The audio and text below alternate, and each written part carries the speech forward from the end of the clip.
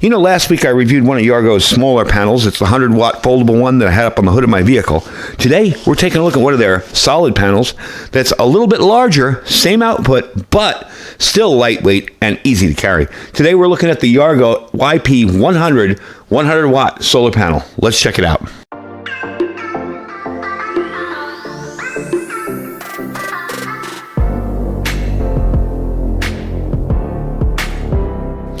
All right, folks, welcome back. So this is a 100-watt panel. To me, when I got this, I'm like, that looks like a 60 or 50 watter. But there's a trick. It's folded up, kind of like an accordion inside. You won't be able to see much here. When we get it outside, you'll be able to see what I'm talking about. But I'm going to show you quickly. You have this little midsection here that folds out.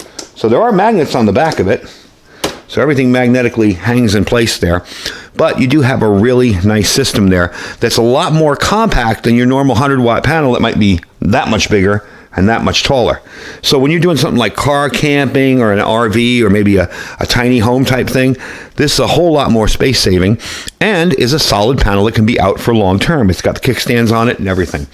So we're going to talk a little bit about the outputs because, again, what Yargo has done is made this so it works with any solar power station. We're going to open up the insides here and show you quick. And you have all of your connectors on the end there. Okay, you got your Anderson, your 5.3 millimeter, your little one, your MC4 connectors, 3.5 millimeter. Got every connector on the end there, so it can connect to pretty much any power station. If your power station has a proprietary plug, like an XT60 or something a little bit unusual, even though they're more common now, you got this right here. You have these right here. Okay, so I'm not pull it off the wall. So you can plug the MC4 connectors into your power station's prescribed plug. So definitely cool. Another neat feature about this is you got USB-C and USB-A on top here. This opens up. So you can charge your cell phones, devices, tablets, GPS, whatever, right there off the top.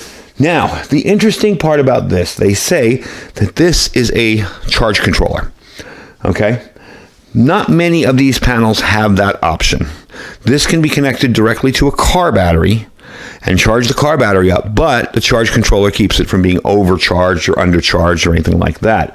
That's kind of interesting. They say it's a built-in charge control box. You can connect the battery directly to any 12-volt battery, cars, ships, RVs, without having to carry an additional controller. That is very, very handy. I think that would be something that I would really, really like. I'm working on another project for a radio that I'm going to be setting up out here, an HF radio. And I wanted to put a panel outside to be able to charge the battery, but I don't want to have it out all the time, just when battery gets low. Not having to invest in another charge controller is going to save me some money and some aggravation and some setup. I literally throw this thing out there, run it through the window, charge the battery, disconnect it when it's done. Can't beat that. So that's pretty darn cool. These are monocrystalline solar cells. They have a nice conversion rate on them, about 23%. So they generate more energy and perform better than conventional panels in strong sunlight. We are going to put these outside and test them out. They are ETFE laminated solar cells. They are weather resistant. A lot more durability in the rain and wet. Now, this is not something you want to put out in pouring rain. But morning mist, morning dew, stuff like that, a little light drizzle, no problem. They are IP65 water resistant, so that will protect you from some water. It is very light. It's 8 pounds. It's grab and go on the top there. Basically set up means you just open it up, put the kickstand legs down, and that's it. So you're going to have a USB QC3 connector, a Type-C output, and that's designed for your smartphones, GPS, digital cameras, whatever. So it's really compatible with a lot of the stuff you want to do. Plus, it will be able to charge up all of your stuff while you're out there. That's what I like. Now, a lot of them have that feature where we plug this into the power station, but a lot of people neglect to show you the other plugs here because they're really kind of an afterthought on some of these. So I don't know if you can see them, but we'll take a look at it when it's outside, set it up a little better. So let's take this thing outside, set it up. I have my EcoFlow smaller power station here, about 95%. Want to top it off, and I will line it up using the EcoFlow tool that I have that lines it up right in the sunlight. We'll see what kind of conversion rate we're getting off this thing. All right, so I just wanted to show you what it looks like set up out there. I gotta say, this thing is very firm. It's not like other solar panels that will kind of bend and tweak around when you put it out. You put this thing down and it just works. You will notice I have over here my little EcoFlow thing here, you'll notice that puts it right dead in the center, which gives me optimum sunlight, so it's in the perfect position. There you go. Let's walk around the back here. And these are stiff too. The legs for it are nice and stiff. You know, the other ones can be kind of wobbly sometimes on other units. This is probably one of the best constructed panels I've used in a while.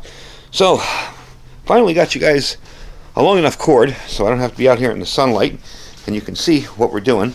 So we're going to plug that in there. It's an XT60 connector. We're going to plug it into that EcoFlow generator and see what we can get for power. All right, so we're starting off good at 74 watts. I got some lens flare on there. I don't know why. There we go. There's nothing on the lens itself. So 74 watts right off the bat. So we got 14 minutes before this is full. Definitely a good deal. It's right in the light with that little tool, which I'm using right now to prop it up. So I'm definitely impressed with it. Starting off right off the bat, doing really, really well. All right, let's give it its little time here to run. I'll show you what's going on out here. Running out there to the solar panel. And I did finally pick up a cable that's long enough, so it's very nice to be able to have this indoors and be able to see it once and for all and not have it all blurred and having to cover it and everything. So definitely cool. All right, let's give it its time and see if we can get this thing charged up. All right, doing good. 97%, 73 watts coming in. Doing good. 10 minutes left, and that's it. All right, so in about 5 minutes, I don't know why it kept saying 10 minutes till finished. In about 5 minutes, it was all done, all charged up, and we were at 100% again. So I'm really liking this panel. It definitely seems to be doing its job, just like the smaller fold-up version, and I will show you where that one is as well. I will leave a link down below to both of them if you are interested. I think for a more permanent installation, I would go something like that. And for more of emergency everyday carry, maybe in your vehicle, one of these. They're both 100-watt panels. Both got about 70 or so watts off them. You know, again, the other one you kind of have to lay down on the floor, and this one you can actually prop up. I was able to use my tool on it and get a perfect angle for the sun. So I'm definitely pleased with it. And glad I got this longer cable now for my XTC connections, so I can actually show you the stuff inside instead of having it out there. So the material on the panels on this, monocrystalline silicon, okay?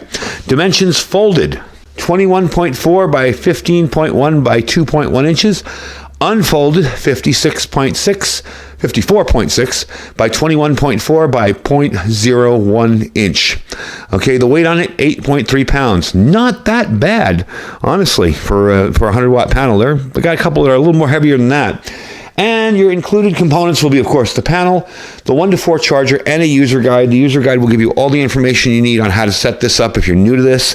I think definitely if you've got a power station, be it big or small, having a 100-watt panel really makes sense, because that way, especially if you've got pass-through charging, you can charge while you're running your power station and running your devices. If it doesn't have pass-through charging, which is kind of unusual these days, you'll have to charge it up and wait. But for the most part, having a panel to charge it up in the daytime and even run your devices at night, if that's all you can do, is very, very handy. So I'm going to give you the website down below. I also have a 17% off code on this. Code's going to be my first name, George. We weren't too original on it. Just use my first name. The price on it, $168.60. So you're going to save 17% off that. That is not bad for a rigid solar panel, I got to say, plus you're saving money on it as well. The link will be down below for this one and the little portable, the smaller one. I'll stick that down there too. If you guys go back last week sometime in my videos, you'll see the smaller version that I demoed as well. So I definitely think this company's onto something. Be interesting to see where they go with these panels. I love the fact that these feet are rigid, okay? They're not, the other ones sometimes feel like cardboard, and you put them down and they start to bow a little bit, and these things, I'll pull it out for you. You can see that's a solid piece of plastic. That's not going to bend or break on you. And they did hold their spot right where I put them. Even when I went back out, when I was pulling it in, I took the tester and put it there, and sure enough, it was still directly in the perfect sunlight. Again, we weren't out for a long period of time. You're going to need to move your panels with the sunlight, and that's why I say to get one of those little testers. But definitely a cool little item. So link for this and the other one will be down below if you're interested in them. Check them out. You can use my code on both of them, save 17%. Code word is George, my name, and you will see them down below. Don't forget to check check out all our other links as well. We have our Amazon affiliate store. This won't be in my store. This is on Yargo's website. So check that out as well. If there's nothing in the store you like, just go there, shop as you normally would. And we do appreciate when you do that. We have our freeze-dried wholesaler link. He is getting himself back from the run you guys did on him last month. He's definitely stocking back up. They are expanding. They're going to be ready for the next wave.